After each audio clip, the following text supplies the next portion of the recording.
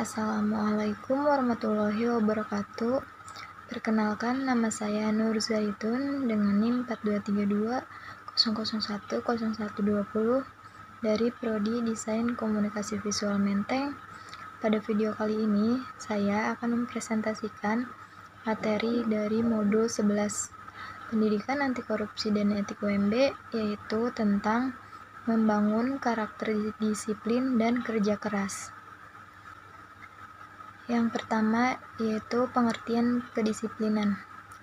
Dalam Kamus Besar Bahasa Indonesia dinyatakan bahwa disiplin adalah tata tertib atau di institusi pendidikan, di kantor, kemiliteran, dan sebagainya, ketaatan atau kepatuhan pada peraturan tata tertib dan bidang studi yang dimiliki objek dan sistem tertentu. Sedangkan secara etimologis, kata kedisiplinan berasal dari kata Latin discipulus yang berarti siswa atau murid. Disiplin merupakan cara masyarakat untuk mengajarkan kepada anak-anak tentang perilaku moral yang diterima kelompok. Tujuannya adalah memberitahukan kepada anak-anak perilaku mana yang baik dan yang mana yang buruk, dan mendorongnya untuk berperilaku sesuai dengan tata tertib institusi pendidikan. Yang kedua adalah macam-macam kedisiplinan. Macam-macam kedisiplinan terbagi menjadi 3. Yang pertama yaitu disiplin belajar. Belajar juga membutuhkan kedisiplinan dan keteraturan. Dengan disiplin belajar setiap hari, lama-kelamaan kita akan menguasai bahan itu. Yang kedua, disiplin waktu. Disiplin waktu menjadi sorotan utama terhadap kepribadian seseorang. Waktu juga menjadi bagian terpenting dalam kehidupan manusia. Waktu yang kita miliki itu terbatas, hanya 24 jam dalam satu hari, satu malam. Jika waktu itu tidak kita gunakan dengan sebaik-baiknya, maka tidak terasa waktu itu telah habis dan terbuang sia-sia. Yang ketiga, disiplin sikap. Disiplin mengontrol perbuatan diri sendiri menjadi starting point untuk menata perilaku orang lain.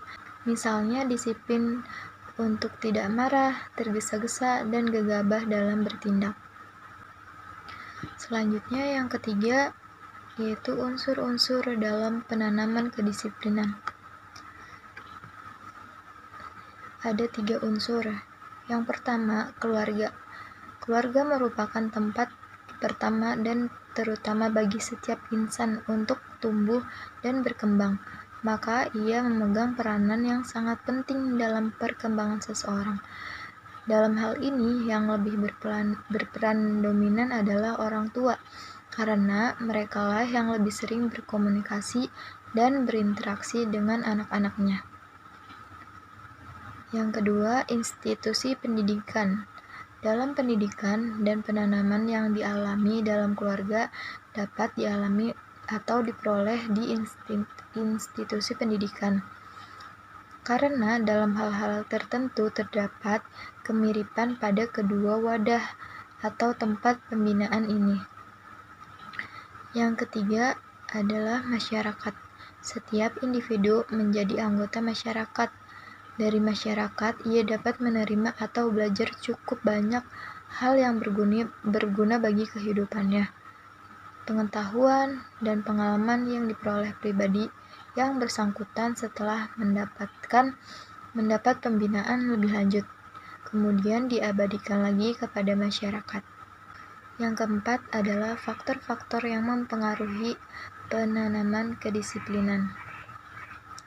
Terbentuknya kedisiplinan sebagai tingkah laku yang berpola dan teratur dipengaruhi oleh 2 faktor berikut ini. Yang pertama adalah faktor-faktor eksternal. Faktor-faktor eksternal yang dimaksud adalah unsur-unsur yang berasal dari luar pribadi yang dibina. Yang kedua, faktor-faktor internal. Faktor-faktor internal yang dimaksudkan adalah unsur-unsur yang berasal dari dalam diri manusia. Dalam hal ini, Keadaan fisik dan psikis pribadi tersebut mempengaruhi usaha pembentukan kedisiplinan diri. Kemudian yang kelima adalah hal-hal pokok dalam menanamkan perilaku kedisiplinan pada anak. Ada 4 hal penting yang harus dipertimbangkan dalam mendisiplinkan anak, yaitu yang pertama, aturan-aturan atau rules. Aturan digambarkan sebagai pola perilaku di rumah, di institusi pendidikan merupakan di masyarakat. Yang kedua, hukuman atau punishment yang bersifat membatasi.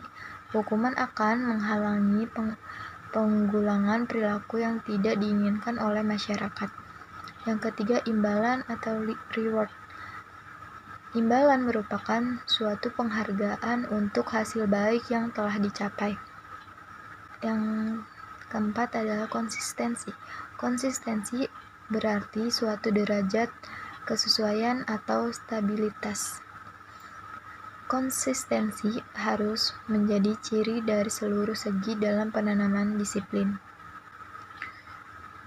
Yang keenam atau yang terakhir, ada cara meningkatkan kedisiplinan siswa. Caranya adalah yang pertama, konsep diri. Yang kedua, keterampilan berkomunikasi. Yang ketiga, konsekuensi logis dan alami. Yang keempat, klarifikasi nilai. Yang kelima, analisis transaksional. Yang keenam, terapi realitas. Yang ketujuh, disiplin yang terintegrasi. Yang kedelapan, modifikasi perilaku. Yang terakhir, tantangan bagi disiplin. Sekian presentasi dari saya, kurang lebihnya mohon maaf. Assalamualaikum warahmatullahi wabarakatuh.